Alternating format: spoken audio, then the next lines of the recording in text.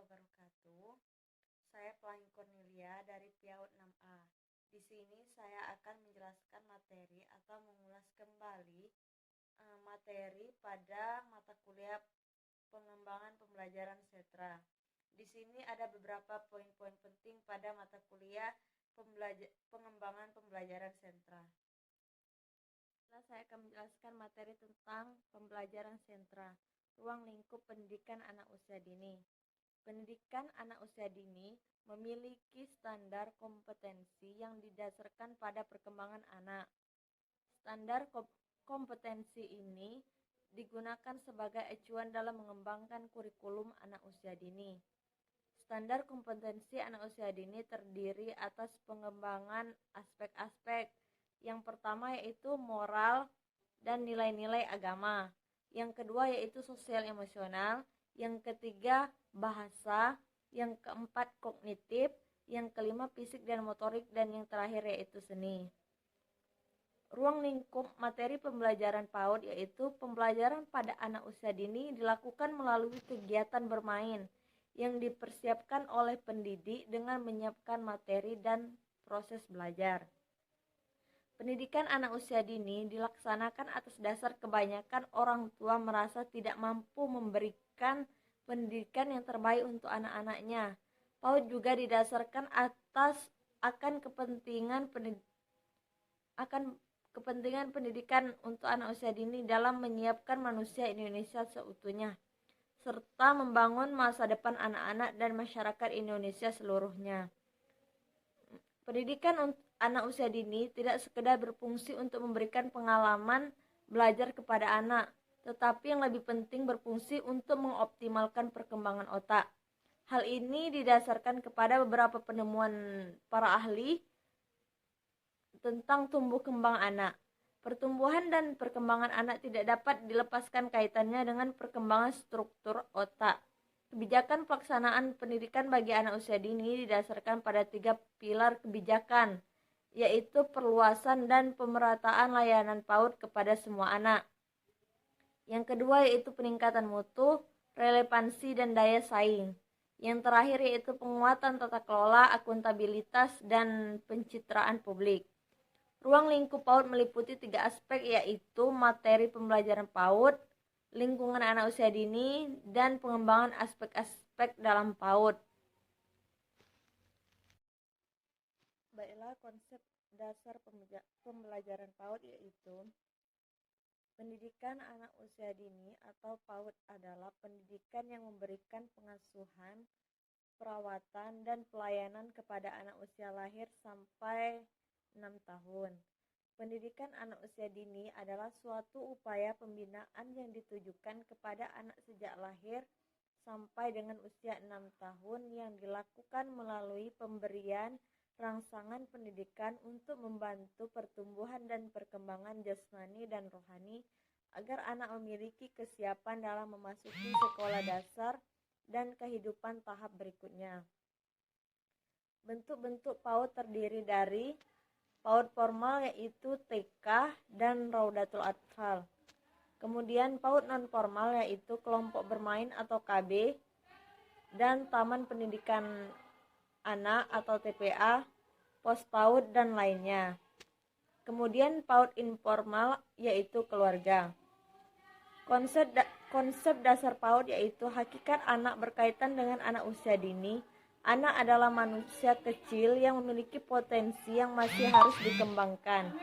Ia memiliki karakteristik yang khas dan tidak sama dengan orang dewasa serta akan berkembang menjadi manusia dewasa seutuhnya. Dalam hal ini, anak merupakan seorang manusia atau individu yang memiliki pola perkembangan dan kebutuhan tertentu yang berbeda dengan orang dewasa. Anak memiliki berbagai macam potensi yang harus dikembangkan. Meskipun pada umumnya anak memiliki pola perkembangan yang sama, tetapi rate time perkembangannya akan berbeda satu sama lainnya. Karena pada dasarnya anak bersifat individual. Berkaitan dengan anak usia dini terdapat beberapa masa yang secara langsung maupun tidak langsung mempengaruhi bagaimana seharusnya seorang pendidik menghadapi anak usia dini. Adapun pendidik menghadapi anak usia dini adalah sebagai berikut. 1. Masa peka. Yang kedua itu masa egosentris. Yang ketiga masa meniru. Yang keempat masa berkelompok. Yang kelima masa bereksplorasi. Dan yang terakhir yaitu masa pembengkangan.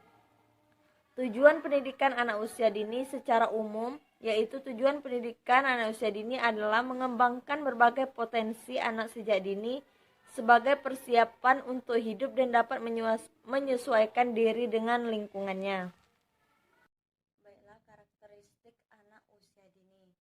Masa usia dini merupakan masa ketika anak memiliki berbagai khasan dalam bertingkah laku.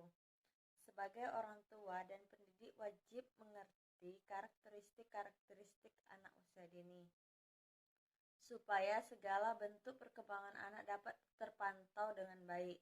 Berikut ini adalah beberapa karakteristik anak usia dini menurut berbagai pendapat. 1. Unik, yaitu sifat anak itu berbeda satu sama lain. Anak memiliki bawaan, minat, kapabilitas, dan latar belakang kehidupan masing-masing. Yang kedua yaitu egosentris. Egosentris yaitu anak lebih cenderung melihat dan memahami sesuatu dari sudut pandang dan kepentingan sendiri. Bagi anak, sesuatu itu sepanjang hal tersebut berkaitan dengan dirinya. Yang ketiga yaitu aktif dan energik, yaitu anak lazim senang melakukan berbagai aktivitas selama terjaga dari tidur. Anak seolah-olah tidak pernah lelah, tidak pernah bosan, dan tidak pernah berhenti dari aktivitasnya. Terlebih lagi kalau anak dihadapkan pada aktivitas yang baru. Kemudian yang keempat yaitu rasa ingin tahu yang kuat dan antusias terhadap banyak hal, yaitu anak cenderung memperhatikan, membicarakan, dan mempertanyakan berbagai hal yang sempat dilihat dan didengarnya, terutama terhadap hal-hal yang baru. Yang kelima yaitu eksploratif dan berjiwa petualang, yaitu anak terdorong oleh rasa ingin tahu yang kuat dan senang menjelajah, mencoba dan mempelajari hal-hal yang baru. Yang keenam yaitu spontan, yaitu perilaku yang ditampilkan anak umumnya relatif asli dan tidak ditutup-tutupi sehingga merefleksikan apa yang ada dalam perasaan dan pikirannya. Yang ketujuh yaitu senang dan kaya fantasi, yaitu anak senang dengan hal-hal yang imajinatif. Anak tidak saja senang dengan cerita-cerita hayal yang disampaikan oleh orang lain, tetapi juga ia sendiri juga senang bercerita kepada orang lain.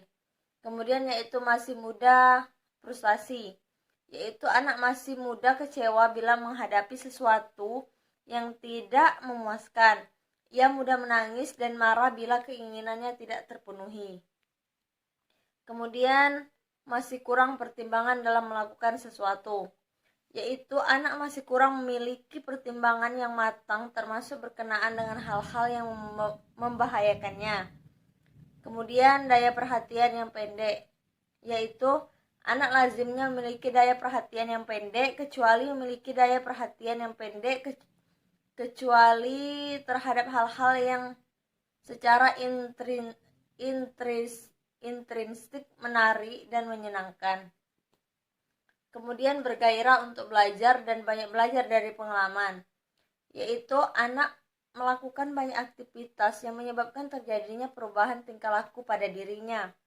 Kemudian semakin menunjukkan minat terhadap teman, yaitu anak mulai menunjukkan bentuk bekerja sama dan berhubungan dengan temannya. Selain karakteristik-karakteristik di atas, karakteristik lainnya yang tak kalah penting dan patut dipahami oleh setiap orang tua maupun peneliti adalah anak suka meniru dan bermain. Baiklah, adapun prinsip-prinsip yang digunakan dalam proses pembelajaran anak usia dini adalah sebagai berikut. Yang pertama yaitu belajar melalui bermain. Anak di bawah usia 6 tahun berada pada masa bermain. Bermain yaitu pemberian rangsangan pendidikan dengan cara yang tepat melalui bermain, dapat memberikan pembelajaran yang bermakna pada anak. Yang kedua yaitu berorientasi pada perkembangan anak. Pendidik harus mampu mengembangkan semua aspek perkembangan sesuai dengan tahapan usia anak. Yang ketiga yaitu berorientasi pada kebutuhan anak. Pendidik harus mampu memberi rangsangan pendidikan atau stimulasi sesuai dengan kebutuhan anak, termasuk anak-anak yang mempunyai kebutuhan khusus. Kemudian berpusat pada anak. Pendidik harus menciptakan suasana yang bisa mendorong semangat belajar, motivasi, minat, kreativitas, dan inisiatif. Kemudian yang kelima yaitu pembelajaran aktif. Pendidik harus mampu menciptakan suasana yang mendorong anak aktif untuk mencari, menemukan, menentukan pilihan, mengemukakan pendapat, dan melakukan serta mengalami sendiri. Yang keenam yaitu berorientasi pada pengembangan nilai-nilai karakter. Pemberian rangsangan pendidikan diarahkan untuk mengembangkan nilai-nilai yang membentuk karakter yang positif pada anak. Yang ketujuh yaitu berorientasi pada pengembangan kecakapan hidup. Pemberian rangsangan pendidikan diarahkan untuk mengembangkan kemandirian anak. Yang kedelapan yaitu didukung oleh lingkungan yang kondusif. Lingkungan pembelajaran diciptakan sedemikian rupa agar menarik, menyenangkan, aman, dan nyaman bagi anak. Kemudian berorientasi pada pembelajaran yang demokratis. Pembelajaran yang demokratis sangat diperlukan untuk mengembangkan rasa saling menghargai antara anak dengan pendidik dan antara anak dengan anak lainnya. Dan yang terakhir yaitu pemanfaatan media belajar, sumber belajar, dan narasumber penggunaan. Media belajar, sumber belajar, dan narasumber yang ada di lingkungan PAUD bertujuan agar pembelajaran lebih kontekstual dan bermakna. Baiklah, kemudian ada beberapa komponen pembelajaran di PAUD.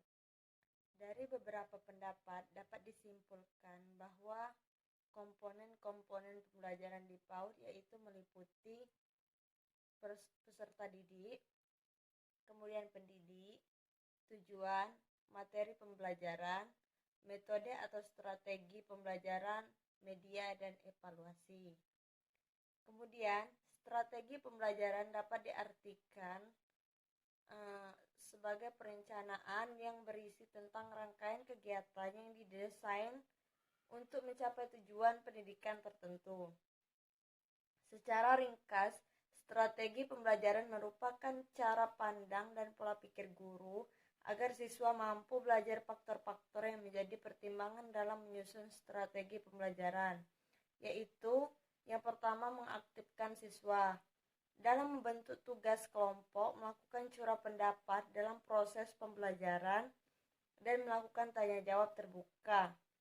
Yang kedua yaitu membangun peta konsep atau sistematika materi bahan ajar. Yang ketiga yaitu menggali informasi dari berbagai media. Yang keempat, membandingkan dan mensintesiskan informasi. Kemudian ada pun model pembelajaran sentra. Model pembelajaran sentra di PAUD yaitu pertama kali dikembangkan oleh Kreatif Kurikulum yang mengelola kegiatan pembelajaran yang seimbang antara bimbingan guru dengan inisiatif anak.